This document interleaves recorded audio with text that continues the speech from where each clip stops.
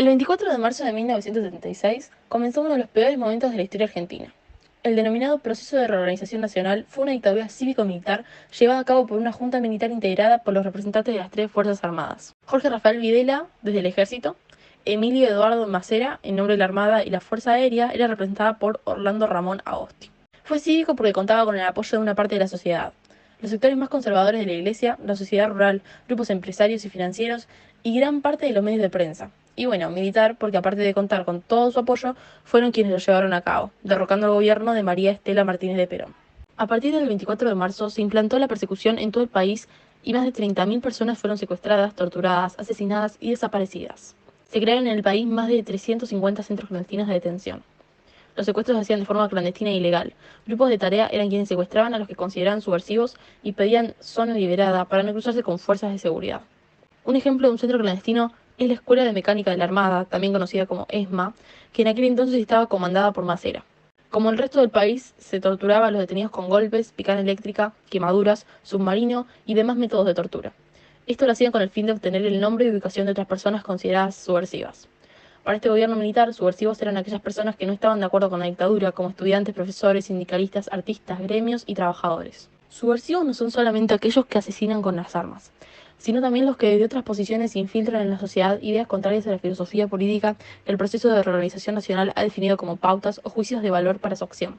Tras un tiempo de torturas, en la gran mayoría de los casos se terminaba asesinando al detenido, y si se trataba de una mujer embarazada, se esperaba el nacimiento del bebé y se daban adopción a familias cercanas a los militares, siendo las madres asesinadas. Alrededor del mismo tiempo, Chile, Bolivia, Paraguay y Uruguay también se encontraban bajo dictaduras militares y sus oficiales, al igual que los nuestros, habían sido entrenados por comandos de Estados Unidos a través del Plan Cóndor.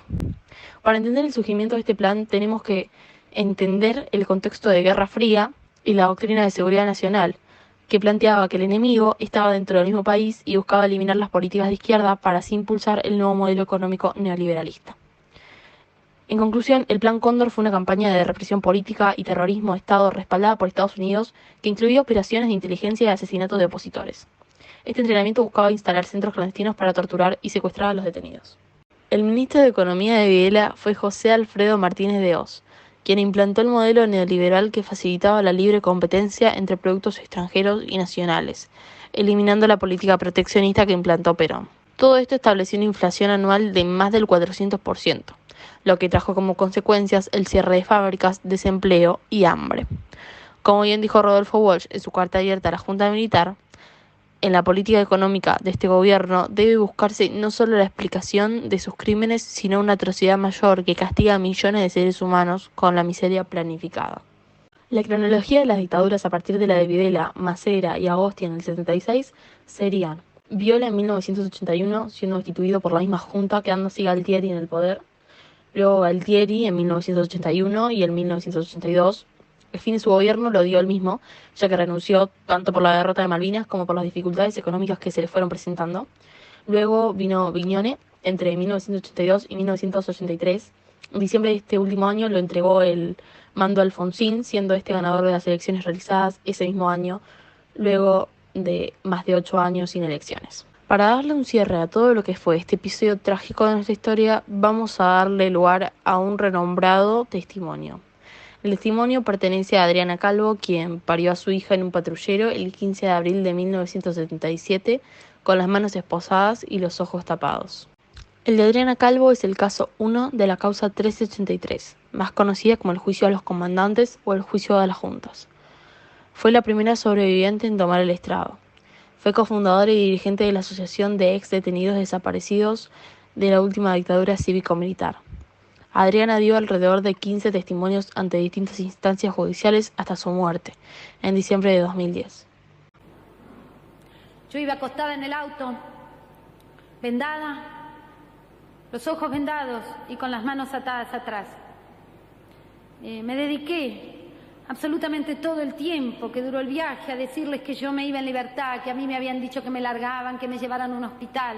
Ellos me dijeron que me llevaban a un hospital. Me decían que sí a todo, me insultaban. Les decía que estaba por nacer mi criatura, que no podía aguantar más, que pararan, que era inminente, no era mi primer hijo. Yo sabía que estaba por nacer. Lucrecia no hacía nada, los que manejaba y el acompañante se reían. Me decía que era lo mismo, que igual me iban a matar al chico, que qué me importaba. Por fin, yo no sé ni cómo, alcancé a sacarme la ropa interior para que naciera, realmente ni lo recuerdo. Les grité, íbamos a toda velocidad por la ruta que une La Plata con Buenos Aires. Iba el auto a toda velocidad y yo les grité, ya nace, yo no aguanto más. Y efectivamente, nació mi beba. Me subieron un piso. Entré a un local muy grande que tenía mesadas de mármol, no de mármol, mesadas de azulejo blanco. Había una camilla en el centro. Me hicieron acostar. Lo primero que hizo el doctor Vergés fue sacarme el tabique y me dijo, ya no te hace falta. Eso y una sentencia de muerte era lo mismo. De allí en adelante les di las caras a todos. Realmente pensé que no iba a salir nunca más de allí. El doctor Vergés me acostó en la camilla y de un solo apretón me sacó la placenta y la tiró al piso. Mientras me insultaba, yo no hacía más, no escuchaba los insultos, yo lo único que decía es que a mí me habían dicho que me dejaban en libertad, que avisaran en La Plata, que yo me iba a perder. Nadie me escuchaba, me insultaban, me gritaban, me decían de todo. Una vez que me sacó la placenta y la tiró al piso, mi beba la habían apoyado en la mesada. Estaba toda sucia, lloraba, tenía frío. Yo pedía por favor que me dejen estar con ella. Me hicieron parar, me trajeron 2 baldes y me hicieron baldear el piso y limpiar la camilla y recoger la placenta. Me hicieron limpiar todo mientras me insultaban. Yo estaba totalmente desnuda y tuve que hacer todo eso frente al oficial de guardia, frente a todos los guardias que se reían o miraban en algunos casos azorados lo que estaban viendo. Mi beba lloraba. Cuando terminé de limpiar todo, me dieron mi vestido para que lo lavara. Pude recuperar mi vestido, que en esos casos es algo imprescindible. Lo lavé y así mojado pude recuperar mi ropa interior también. Recién ahí, cuando había limpiado todo, había baldeado, había pasado el trapo, me dejaron agarrar mi beba y lavarla con agua fría.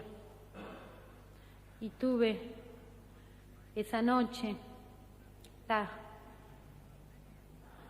deferencia por primera vez de dormir en una cama, en un catre, en un calabozo grande que había allí cerca. Me dormí, estaba aterrada, estaba agotada y me desperté muy pocas horas después temblando, no podía controlar. Y mi beba se había ahogado, casi se me muere.